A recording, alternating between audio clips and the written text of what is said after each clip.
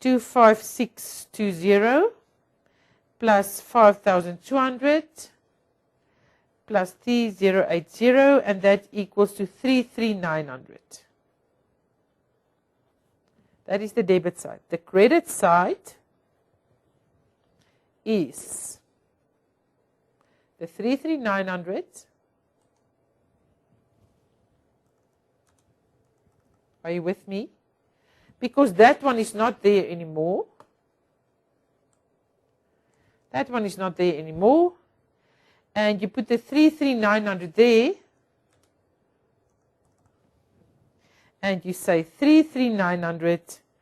And you subtract the 12930 minus 12930. And that gives you 20970. 20970. 20970 on the credit side. So this is an overdraft. This is an overdraft balance according to the bank, because they ask us to calculate the correct bank balance in the general ledger. So you can take out that question mark there. It is not necessary for that question mark, and that question mark become 20970. And that was the question 3. Okay, there you are.